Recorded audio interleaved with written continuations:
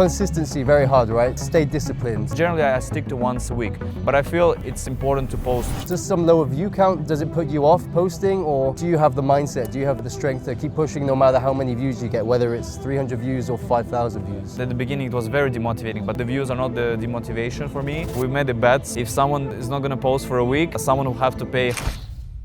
Without further ado, I want to invite Vasily. How I was able to make over $2.5 million on Fiverr for the last few years. What happened in 2019? Definitely something that's really hard to take. When a lot of good things are happening in your life and business, sometimes you don't realize that these things can turn quickly around. Do you miss Saint Petersburg? Do you miss Russia at all? To be honest, how big of an influence has your wife had on where you are today? it's huge influence, is one of the biggest influences. The people who have the choice, they have the finances to move, what would you say to those people? For me, I would say it's definitely. Welcome to the first episode of Broken Abroad, where I take people from all around the world, especially nomads who have left their country and who have also been down in life, to experience their journey and their paths as we go around the world. And today I'm with Vasily Kichigin. How's it going, man? Luke, it's a pleasure to finally be here, on your show, on your podcast, and well, I'm a guest now, so it's all yours, because we did also the podcast where I interviewed you, so feel free to ask. Happy to be here, to talk to you, see you again. These are going to be different style questions, of course. Vasily is a top-rated seller on Fiverr, so he does his own YouTube channel, which you'll be able to check in the description below.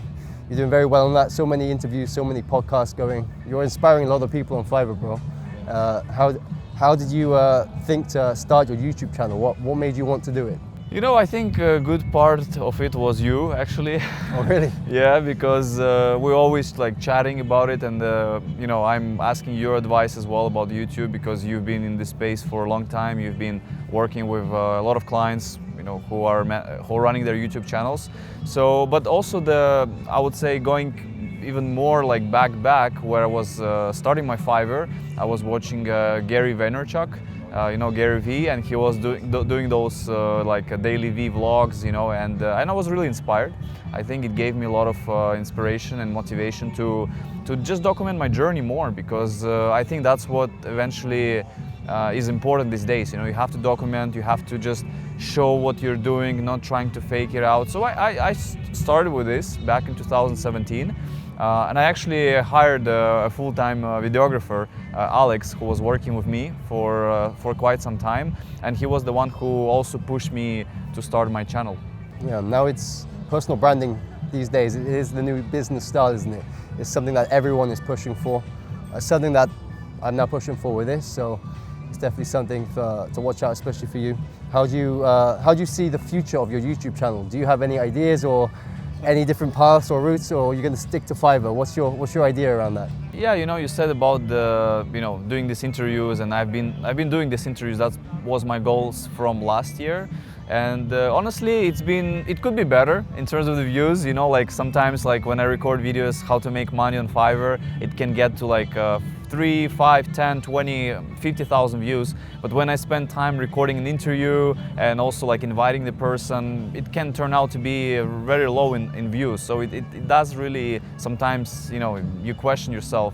But I think it's good to test the format. So I'm testing the format, I'm testing the different topics. Mainly it's about Fiverr, because that's I feel that's what I can provide the most value in. But it's also, I see right now there are a lot of channels that are talking about their personal journey, personal branding, and just reflection on their life, on their experience, and maybe something that you also wanted to pursue with this podcast, going back and asking the questions why being successful or not successful. So I'm looking forward to experiment as well. For me, Fiverr is obviously, I'm also bringing people to the SaaS that I launched recently. So it's the main as well, one of the main goals, and of course testing the format. Eventually, I did the vlog, which you are the one who edits edits the vlogs, and one of them went to like 10,000 views, you know, so it always gives me these ideas, but sometimes it's also a bit confusing because you're like start to think, oh, should I do vlogs, or you know, should I do interviews? But yeah, I think it's important to experiment, and I'm for now I keep it Fiverr, but I also want to showcase other people's other sellers on Fiverr journey, and maybe go a little bit back to my personal experience and what has been working and not working. Sometimes I see you drop out posting 2-3 weeks, you'll wait and then post again. Consistency, very hard, right? Stay disciplined. Does some lower view count, does it put you off posting, or do you have the mindset, do you have the strength to keep pushing no matter how many views you get, whether it's 300 views or 5,000 views? Yeah, for me the views is not really something that really will like demotivate me completely, because I know the YouTube game. I mean, I've been doing YouTube for many years now, since 2017 as I started, and of course, you know, I would say that at the beginning it was very demotivating, but now I can see there like I'm still getting like around 30,000 views in total every single month, which is really good across all the videos. Of course, that brings it around 250 bucks from AdSense only, and of course I'm getting some brands that are reaching out, but for now I don't want to do that really. So yeah, I mean, I would say, you know, it's not really the views are not the demotivation for me, but sometimes, yeah, I fall back, so it's easy to, you know, like we get all busy and stuff. We also made this, remember, we talked about the bet I had with another person, Borislav actually, and we made a bet, so if someone is not going to post for a week, someone will have to pay 100 bucks, you know. So, I mean, I don't think this is a healthy way to do it, but I tried it and actually made me become like, to build a habit, you know. So, but right now I would say I'm still posting once a week. I might not post it's once a week, I might skip 1 week. I think I skipped because you arrived and, you know, all of the things that I want to discuss with you, but generally I stick to once a week. But I feel it's important to post more often than that. So we'll see how it's gonna go, but yeah. 100%. $100 to you guys, top rated sellers. You earn a lot of money a month. It's not much, but yeah, to some people, putting $100 in is a lot of money. But I wanted to speak about the topic of money because, of course, money is a motivating factor for so many people. And you, in the past, you had such a good start on Fiverr, right? Your first 3-4 years. What was the highest month you earned on Fiverr, your highest month? And speak about that for a little bit. Yeah, the highest, yeah, it's been always up and down, of course, but the highest was in 2019. I think January or February, it was like $65,000 or $66,000 made on Fiverr, which is of course a lot, and especially that time because we had maybe like 700-800 orders on the monthly basis. So it was a very like mass-produced service, and the clients were just coming back as well, new clients. So yeah, but that was probably my biggest month. Still, even until now, I haven't been able to reach that mark just on Fiverr. Of course, if you combine, maybe it was, but on Fiverr, the 65-66K was the highest. That's incredible. I bet lots of people watching would love to know about this stuff. I mean, you have your event coming up as well on the 28th. Maybe this would be a bit too late, but I'd love you to tell the people about your event as well. We have the freelancing event here in Serbia, in Belgrade. Luke was the one who created the ad as well, and we're gonna also experiment with that. But yeah, I mean, I'm trying to bring things more offline as well, because that's where the transformation happens, you know, like when you meet someone offline and you talk to that person, you discuss ideas. I think that makes a big transformation potentially on that person. So I'm looking forward to do more events in the future. It always takes time, energy, resources, but I think it pays off big time in the long term. Not maybe in the short term, but in the long term it does make a big a difference. 100%. It's going to be exciting to see how many people turn up. There was a bit of the controversy with the edit that I unfortunately did, something to do with the map of Serbia. We won't dive into that, more political, but yeah, it was incredible to see how many signups you have already on the first 24 hours. But you spoke about your highest month in 2019, which was the month me and Vasily did meet. We met in Tallinn in Estonia, if you remember. You drove yourself all the way from Saint Petersburg, where you used to live, all the way to Tallinn. How long was the drive? 4 hours? 4 or 5 hours? Yeah, it was like about 4 or 5 hours. Yeah. This is pre-COVID, and I think after then was when, you know, life sort of hit you in terms of your work. I love to talk about what happened in 2019 because that was definitely something that's really hard to take, especially when you're earning so much money a month. And of course, it affects people's jobs, it affects people's lives because you had to, of course, let people go. But yeah, how Instagram just completely changed your Yeah, I work. mean, you know, when a lot of good things are happening in your life and business, sometimes you don't realize that these things can turn quickly around, you know. So you can be making 65, 66K, but then next month you can be making like, I don't know, 5K, you know, 10K. So I think a lot of people, I mean, we have to go through these moments like ups and downs, but for me it was a big lesson because when I, you know, was doing really well, I thought that this will be going even more and more, you know. And there were actually, I don't know, I was just maybe too positive or too optimistic about things. But you know, most people will say that if you're on Fiverr, you're putting all of your eggs in one basket, and Fiverr can demote you. I mean, you know what as well happened, unfortunately, with, you know, your profile as well, which is a disaster. But I would say, you know, when this happened, so actually in June I was invited to New York Stock Exchange, so that was like a huge thing because that happened from Fiverr. They went public and they were like, we want you to be there as well. So that was a huge moment for me. I was still doing really well, but when I arrived there, during that, you know, those days, like bad things started to happen with Instagram. And basically, you know, it was very simple. We were just reliant on one service. So like one service was bringing maybe 90% of revenue. And when Instagram was making changes and basically how many people we were able to follow, we were following like thousands of people every day. And then they said, no, you can only follow 100. And then of course, all these changes with the algorithm and stuff. But at one moment, just all the clients we had, they started to get these messages like action blocks and the other things. And it was just, it was really a nightmare. And I remember I was sitting in the apartment where you also been, we were just discussing today, where you were like working when you visited Russia. And I was just sitting there and I'm getting these messages like every 5 seconds, people like wondering what's going on with their accounts. And when things like that happens, the only thing you can do is you can be fast and responding to those people and say that, okay, everything is good, or sometimes, you know, something changed, blah, blah, blah. You have to be very communicative during those things because that's the only thing that can calm them down. If you're waiting, if you're ignoring them, people will get even more furious. They will be impatient and they will be canceling. They will be like, you know, become very worried about their accounts. So what I did, I tried to communicate with them. I tried to explain the situation, and I was looking for solutions. But you know, when things like that happen, you can already expect that, you know, it's not going to be an easy solution. And the other mistake that I had is that I did have like a lot of expenses. I mean, you know, everyone was like employed. And that's normal in business. You know, when you grow, you have to hire like people and, you know, build systems and team play. So you have your expenses that will be happening like on a monthly basis. So whether it's like at that stage, I don't remember exactly how much expenses we had, but let's say it was around maybe 30K, you know, for example, expenses. So of course, if you drop below 30K, you become negative, you know. So for me, it was just a bit of a tough moment, to be honest, because I had to just let go people, you know. I just had to say to them right away, like, sorry, it looks like next month I'm not going to be able to pay you. So when these things happen, the only thing you can do is the communication and cut your expenses as well. So that's the second thing I started to do. I started to just cut my expenses and started to talk to people, telling them that unfortunately I'm not going to be able to pay to you.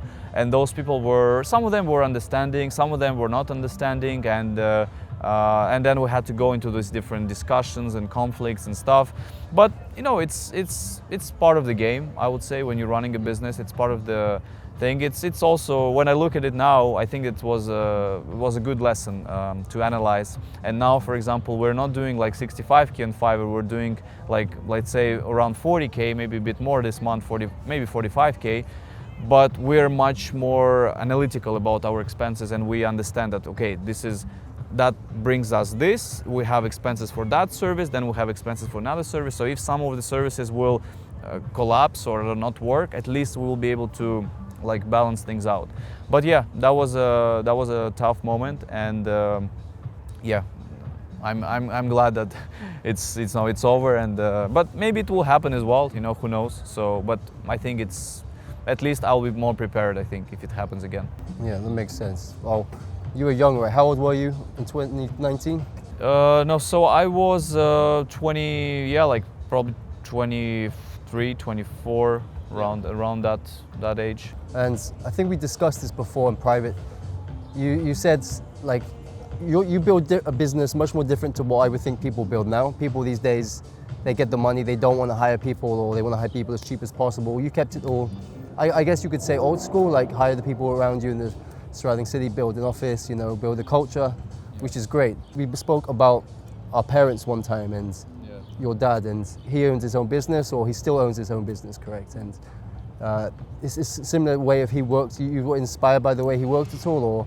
Yeah, he was the one who was, well, I was playing tennis as well professionally before I started all this Fiverr journey. So I was playing tennis professionally, and he was the one who was kind of like, you know, guiding me and, you know, like, you know, kind of keeping me disciplined as well with the sport, which I'm really thankful. And he was able to provide that initial support for me as well, to be able to like play tournaments, and gave me a chance to become like a pro tennis player.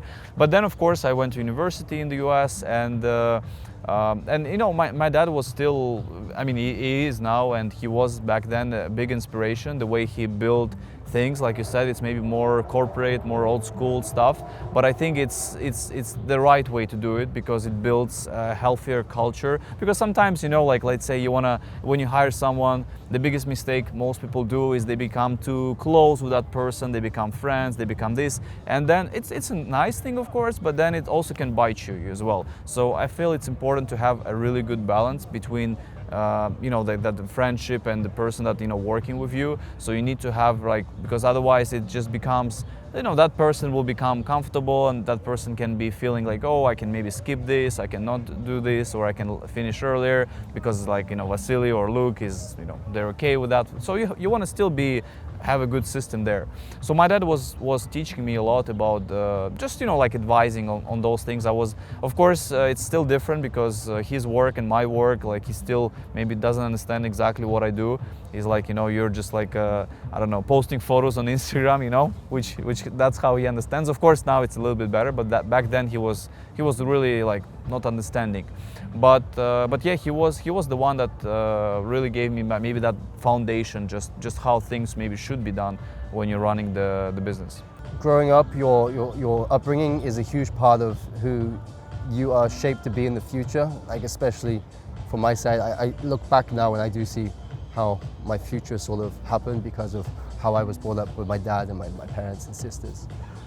But I want to also speak about in Russia. So 2021, I came to Russia. I just came because I got a visa. They extended from a 1 month to 3 month visa. I was like, cool, that's cool.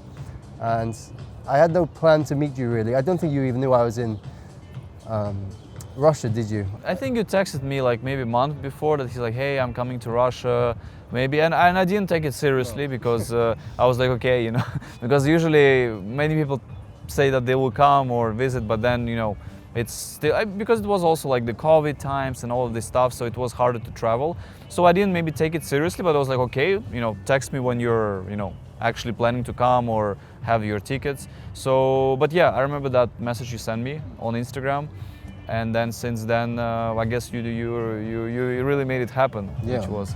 I mean, that's what I think a lot of people don't do. They don't make things happen, and a lot of people do speak in life and they don't show up. That's the best way to say it, I think. But going to Russia, you know, seeing Russia in winter is so beautiful. But you also showed me Russia as well. That was incredible because I would have been a completely different experience in Russia. You were so hospitality. What's the word? Hospitality. Yeah. You were so nice to me. You took me in. You understood that I was by myself and I was working. I was probably earning $1,500 a month on my laptop. So, and you. This is when I joined you on your tennis tournaments. Yeah. And yeah, Vasily ranked. Was it 348 in the world as a junior? Yeah, in the world, yeah, as a junior, which is actually, I would say it's not bad, of course, but that gave me that opportunity to go get a scholarship as well, which was like also very important for me. But yeah, I played tennis for some time, and going back to, you know, when you arrived to Russia, to be honest, you know, because you, I mean, I knew you before a little bit, that you go without a plan, you know, you're like, because I'm asking you all the time, like, how long you can stay? I don't know, where are you going? I'm not sure. You're like, you always can decide things on the go, you know, which is cool, but of course sometimes you need to find the balance. So I was honestly happy to like see you, and then I think it was a really good idea to do these things together that we did, because, you know, like it was fun. I mean, I remember these times. I was playing tennis back then still. I was kind of like coming back again and trying to play these tournaments, and you came and I was like, okay, Luke, let's go visit these places maybe. And we went to visit a couple of places you visit by yourself. You flew to Vladivostok, which was interesting because you came to Saint Petersburg. Then I think, did you go to Moscow, right? Yes, no, it was, so I flew into Moscow for starter from Chisinau, Yeah, Chisinau, yeah. up to, got the nice fast train, the cool train up to St. Petersburg. And I didn't have a plan, and you said you should come back to St. Petersburg, and I usually don't like returning to places I've been to like so fast. But I went all the way to Vladivostok, yeah, and that's when the snow hit. It was an incredible night train to Khabarovsk. Khabarovsk. Flew to Yakutsk. I was supposed to go to Lake Baikal. Yeah. And it was such a big snowstorm, the flight got cancelled. And then I was like, the only flight that wasn't cancelled was a flight to Yakutsk. So they refunded my ticket, thankfully, the airline, and I took a flight to Yakutsk.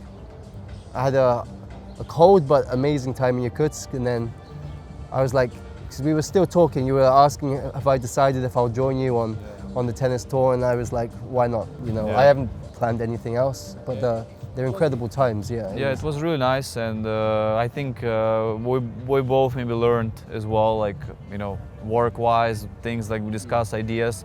So yeah, it was really great time, and it was very nice to have you as well. You helped as well me with things in Russia too, like, you know, even like with my grandma. You stayed with my grandmother as well, you know. So I'm also really thankful for that time, for you too, and it will for sure stay forever in a memory as an incredible experience.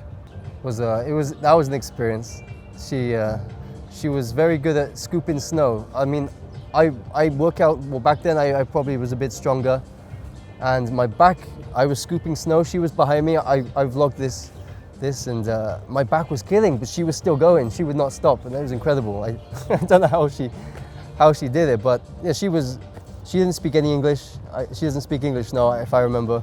My Russian is 1%, it's very bad, so there was a communication barrier, but at night I remember we sat in the kitchen and we tried to speak with each other. She would make me some chai, some green tea, and what's the soup? Borscht? Yeah, She would make me some borscht as well, soup. But that was a very different experience, being left alone, yeah. Because I think you, where did you go? I think you were just around your wife's house, Yeah, weren't you? we had, I don't remember, I think I went somewhere, but yeah, it was, yeah. You left me alone. Yeah, I left you alone for some time. But well, going to a rural place is what I do all the time. I go to these random places. It stems from childhood, just enjoying these random places, seeing mysterious stuff. And that was definitely a place, because it wasn't in St. Petersburg, it was 30 minutes north, right? Yeah, it's close by, in like a countryside. Yeah. But then, after Russia, I left Russia, and I think we stayed in contact, but I was very disciplined in Russia, right? We were working together everywhere. Yeah. You were doing so much Fiverr stuff. This is when your Fiverr started picking up again, right? So it was good for you, and you were playing tennis. And I left Thailand I left Russia after working online. And I think we sort of faded out a bit. I think maybe you saw that I wasn't as disciplined as I was back in Russia. This is what I think. Like Luke, he's speaking again, he's not doing anything. Like, I remember we sort of phased out, and then last year, I said I was coming to Europe. I always said I would visit you in Serbia. Oh yeah, we're in Serbia. I don't think I mentioned this. We're in Belgrade. I was going to mention that at the start. Behind me is what's the bridge? Well, we have two bridges. One is the Savsky bridge, which is which is going to be replaced now. It's going to used to be old bridge, and then you have the Brankov bridge as well, one of the main bridges there. So, and then behind we have the waterfront. Well, we're in the waterfront area, and behind we have the biggest main building. Is this the whole St. Regis Hotel? Is it? Or is It's it offices? less than a half, and then the rest is people live like apartments. Okay. They buy apartments. Pretty So expensive, it's a okay. good place. Yeah. I mean, it's developing, so it's interesting as well. So why did you choose Serbia? That's what I was super interested in, because leaving Russia Yeah. back in 2022, you came here. I don't think you told me for a few months, so I was surprised. I didn't know if you were vacationing, but Yeah. you chose to settle down here and choose this as your new base, your new home. And I'd love to know why. I mean, I've been here, I've experienced myself, but you've been here 3 years now, right? So Yeah. I mean, we had to leave because of of course, obvious things that happened 2022, and we went to. I mean, we had multiple options to go, but I had actually people here in Serbia that I was working with. I mean, it was more like a partnership, and they were telling me like, "Oh, come to Serbia, visit Serbia." And I was here before in 2018 because I was speaking at the Payoneer Forum, the Payoneer, the payment platform, and they were organizing like different events in Serbia here, and there was one in Belgrade. But when I arrived here, I mean, I maybe didn't see really the city. I didn't see the potential. I mean, there was nothing around where we sit now. There was literally nothing around. And I still have this video on my YouTube channel. And back then, you know, like we don't know, like Russians, they don't know a lot about. I mean, we're like brothers, Serbia and Russia, but you know, it's still, we don't really go to Serbia because usually people go where the sea, like they go to Montenegro. Of course, before it used to be one country, but still, for me, back then, I went to Turkey first because I was still playing tennis, I was playing tournaments, and then I decided to visit with my wife here, Belgrade, because I wanted to meet the people that I was working for like a year. You remember when you were in Russia, I was working with them as well that time. And we came here, and you know, we end up living here, we end up staying, we end up liking the country a lot, the people. It feels home, it feels compact. You know, the city Belgrade is well, the locals they say it's a big city for them, of course, but for us, like coming from like Moscow, Saint Petersburg, it's a smaller city, so it feels really nice. But I think the biggest thing is the people. You know, that's what I always say, that the people are just special here. You know, they're very nice, they're very friendly. You know, when you live here, you don't feel that stress or pressure. You know, that's what I hear from people as well who are coming here, and you feel like home. So we decided to stay here. Now it's 3 years that we live here with Mila, my wife, and we plan to be here. You know, like we plan to be here. It's a good base to have, I think, in Europe, because it's very nice geographically located. You can go to Europe, you can go to US, you can go to Russia, you know, China, you have direct flights. So that's very interesting. And also from the other perspective, like the business perspective, being a tax resident here, that also gives you some benefits. You know, it's like if you're a tax resident in Europe, like, you know, Spain or Germany or whatever, France, I mean, it's like you're paying a lot of taxes. Of course, you have other benefits and stuff, but I feel being here, it's great when you're an entrepreneur, when you're opening a company, because it gives you that sort of more, maybe more freedom as well. Of course, it's not ideal. We don't have like Revolut here or, you know, other things, but it will get better. I think it will get better, and I see how the city has changed. I cannot say for the country, but I can see it for the city. It changed a lot in those 3 years, and I do believe economy improved as well, because a lot of foreigners, Russians came. They started to invest as well, buying apartments. So honestly, I'm really happy. I think that's the place we want to be for next maybe 5 to 10, we'll see, years. I don't know. Anything can be changed, but for now we are really happy to be here. Yeah. So do you miss St. Petersburg? Do you miss Russia at all? You know, to be honest, yes and no. I would say maybe I miss I have grandmothers, they're there, I have my older sister there, but I don't really miss much the city itself and the atmosphere there, because it's a little bit different. So I don't know, but of course this is just my sort of, you know, my thoughts right now and my feelings. I miss a lot the people that I still have, that I still, you know, close to my family, like to me as well, like Mila's family as well, they're there. I do miss them a lot. I do miss spending time with them. But for the actual city, for the actual, the atmosphere, I don't think so. Okay. So I was super intrigued because you never really spoke about it since you left. So it's something that I thought we could bring up because I'd love to hear your opinion on it. But yeah, you have family there, right? And you also have family in the US and dotted around the world, right? It's a nice thing to have, I think. Just go traveling, go and visit them in different countries. It's something that I like to do anyway, but not sure about you. Your wife, right? When everything went bad, right? You told me she played a really key part in pushing you to go back on Fiverr because you were debating, you were probably thinking to sway into a different career path maybe.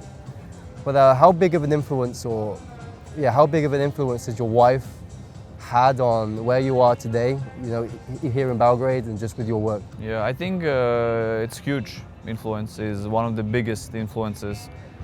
I think she played a big role in supporting me and in a way of a kind of liking my ideas, supporting my thoughts, action steps as well. So she played a huge role. And when she came, because she finished medical university in Russia, when we came here, obviously she couldn't work because she needs to do everything again, the studies here, to be able to be a doctor. And so we started to look at things that, because it was not my initiative, it was mostly like she was interested, she was curious, so we started to see what she can potentially do. And we started with like NFT, drawing NFT characters, because she likes to draw. At that time it was a boom with NFT. We got maybe 2 orders, like 3 orders, but then it didn't really work that well. Although it was booming, there are other sellers were making I think hundreds of thousands of dollars on Fiverr, because it was just a boom. So yeah, and we tried that, we did it, it was okay. And then we started to do social media posts. So she started to create content in Canva, like social media posts for businesses. So we decided to put up a gig on Fiverr with that. And I used to do this service before, and when I had a team as well in Russia and the Philippines, we used to do this service. But we decided to do it again because she was like, you cannot be just reliant on Instagram growth, you have to also maybe try and let's try this direction as well to go. So yeah, it was something that we started, and it became as a big part of the agency right now. It brings us, I would say right now, around $12,000 per month. It can bring a lot more, of course, but it can scale with people, like with the designers that we have. So right now we have 3 designers who are on this service. Mila, she's also helping managing them. And I don't know if she'll always work, because of course, when you have a family, you'll have kids, in the future. So I don't think she'll have maybe the same amount of time, but it's not a problem. We will be able to adjust, build a system. But she really helps me a lot, not only just the work, but also with ideas, with what I'm, everything goes through her. I talk to her, she suggests things, she suggests, okay, you should edit this or change this. I listen to her. Sometimes I do things how I see, but most of the time, of course, I listen to her, and because she gives a really constructive feedback to me. And yeah, I think I wouldn't be here without her, and she played a huge part and is playing a huge part That's great in business to hear. and life. Yeah. It's not every day people work with their partners. It's something my parents did, and it's something that I wasn't too keen on myself, because I've just heard all the arguing and they speak about work all the time, I want to speak now about the future. You said about being here for 5 to 10 more years. Which is, things change, right? But what's your future goals or future aspirations, not just with work, but life as well? Because I don't know what you get with because you're going for citizenship here, right? I don't know if you can buy a house, or what's your plan? What do you want to do? It will be nice to have, like you say, to own a real estate, because that's, I guess, when it happens, that means that you will be here, at this place, and you can call it, home. So I think that's the plan, to settle down here, and just to see, because like I said, 5-10 years, but everything can change. But I feel at the stage where right now, I see myself, we lived here for 3 years, and that's kind of let's say how much well, I was 4 years in the university in the US, but I remember how I was 3 years, and it felt like kind of exhausting just being in the same city where I was in Charleston. It's a nice city, but it just felt, you know, like too much. We're here 3 years, and it didn't really feel any sort of pressure or exhaust. You know, I'm not exhausted about the city. I love the city. It's really nice. It gives a good feelings, and that's the most important for me as well, for us too, to feel good, because that pushes you the work, that pushes the other things. So yeah, the goal is to settle down. The goal is to I really also like the people here, like I was saying, but also the team members, like the people that you can work with. This is very, very great country to be, because you can find incredible people who will just be incredible support for your business. The same happening right now, and you know, like Alyosha, he's been a big part of the team, and you know, just like designers we have, like one of them is also from Macedonia, but still the culture is similar in the neighbor countries. So it's good. It really like fulfills the personal, just being here, enjoying the things, and also the business side, where the business is able to grow. We're able to meet people. We're able to travel to conferences, speak at conferences, organize our own events. So I feel really good. I feel motivated, and we need to keep pushing. Look, we need to keep pushing. 100%. It's pretty hard to push every day, right? It's mentally draining when some days it feels like life is fighting against you, right? Or maybe some weeks. It's part of life. It's very difficult, you know, because yeah, we get demotivated. We get also confused, you know, like for example with you as well.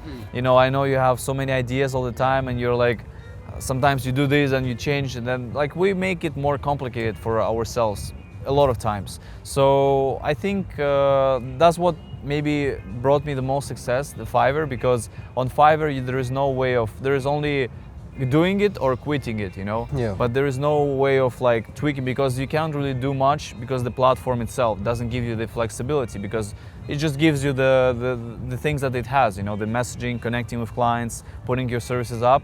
So I think that's what paid off for me, because I stayed. I was able to get reviews, like, you know, and still getting reviews, still getting orders, and that became like a big credibility. But when you have your, let's say, one idea, another idea, one website, you change website, you start a new one, and you can be at the same place all the time, you know, after even years. Of course, you get experience, but still. So it's important to give yourself time, put yourself in somewhere, and just give yourself a time, and try to build like, you know, something, you know, bigger from it. So people who want to move abroad or take the jump or take the leap, what advice would you give them? So you had to leave Russia, right? It was more of a mandatory thing, and I think a lot of people do hit the mandatory stage of being forced into a decision, right? But what about the people who have the choice? They have the finances to move. What would you say to those people who are thinking about making the move? You know, like if this will not happen 2022, I will never be living here in Serbia, so I'll never know how good here it is, you know. So I'll never, or maybe even Serbia will not be developing like that, you know, because people will not move here. But I think it's important to explore things as much as possible. I think you can give a much better perspective on this, because you've been in more places than I am. You met more people from different countries. You can analyze this well. So I think that's why I was always telling you, like, look, you have to push your personal brand, you know, you have to just being present, you know, because you have so much knowledge, and it's just important to bring people like this on your show, to, you know, to do the podcast. But for me, I would say it's definitely like, maybe you will agree, is try always something new, you know, especially when you are I remember like when I was really feeling, you know, down with business, with everything. I lived with my grandmother, you know, but it was also COVID times. I couldn't go too much, but I was still trying to try different things. Like I tried like courses, I tried creating courses for other people, I tried running memberships, I tried YouTube as well, I was pushing that. I tried different things like services, affiliate marketing, creating websites. So you know, it's eventually, it's important. Whatever you're doing, it's in the business or whatever you're just exploring places. Like, for example, you know, it's so much better to spend maybe like $300, $400, euros on a trip, even to the neighbor city or country if you can, than to just spend it on something like, I don't know, on the weekend you go out. A new iPhone. Yeah, or new iPhone. I mean, unless you have a good use of the iPhone that can, you know, can maybe in long term pay it back. But still, I feel it's important to be out. It's important to socialize. It's important because even I have you met Ayman, who came now to my professor, which we were doing the project together. And the thing he told me yesterday, he was like, I was never the person that liked to talk, you know, to a lot of people, to meet people.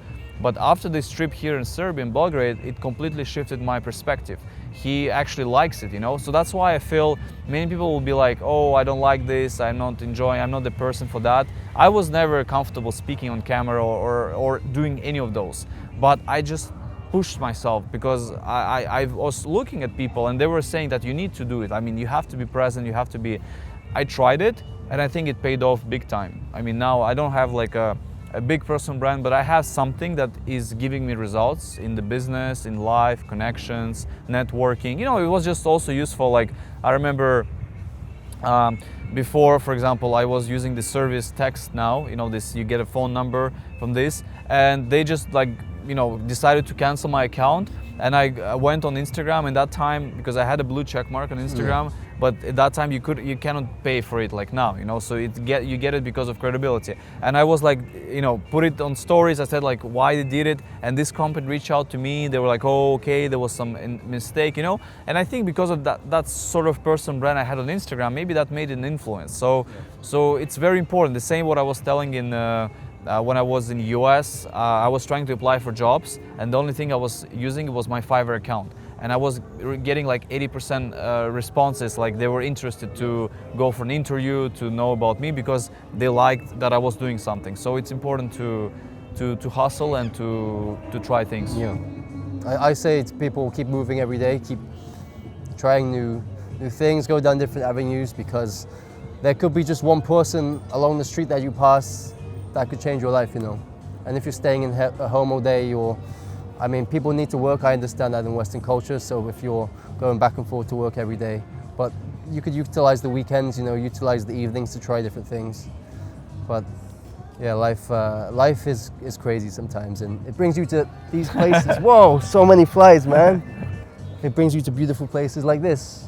But yeah, I think that's a wrap.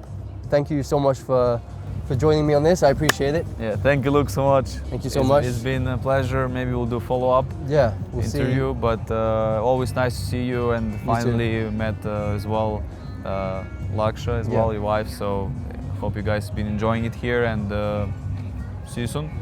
Well, thanks for watching, and if you do like the video, please like, subscribe, comment, do whatever you can to help the channel, and we'll catch you in the next episode. So see you. Keep pushing.